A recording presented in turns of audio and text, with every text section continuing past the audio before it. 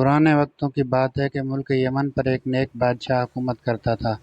وہ اپنی رعایا کے ساتھ بہت نیک سلوک کرتا تھا۔ اس کی 4 بیٹیاں تھیں، جن میں سے ایک شہزادی بہت حسین تھی، جس کی خوبصورتی پر باقی شہزادیاں نفرت کرتی تھیں۔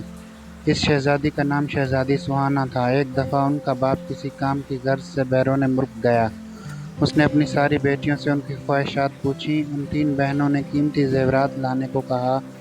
جب بادشاہ نے چوتھی بیٹی سے پوچھا کہ اگر تمہیں کسی چیز کی ضرورت ہو تو مجھے بتا دو، شہزادی سہانا نے کہا مجھے ایک گلاب کا پھول چاہیے۔ ان کا باپ کوئی نہ کوئی بات بھول جاتا تھا، اس لیے صرف شہزادی سہانا کے لیے پھول لے آیا، باقی چیزیں وہ بھول چکا تھا۔ جب وہ گھر آیا تو شہزادی دروازے پر کھڑی اپنے باپ کا انتظار کر رہی تھی۔ جب ان کا باپ آیا تو صرف ایک پھول کے علاوہ اس کے پاس کوئی چیز نہ تھی۔ شہزادیوں نے اپنے باپ کو برا بھلا کہہ کر باپ کی نافرمانی کی۔ شہزادی سہانا کمرے میں جا کر رونے لگی۔ اس کا باپ کمرے میں آیا اور اس کا قیمتی پھول اسے دے دیا۔ بادشاہ نے کہا دنیا میں سب سے زیادہ قیمتی چیز والدین کی خدمت ہے۔ چنانچہ جب بادشاہ دوسری مرتبہ بیرون ملک گیا تو سب نے اپنی اپنی چیزیں لانے کے لیے کہا، مگر شہزادی سہانا اس پر خاموش رہی۔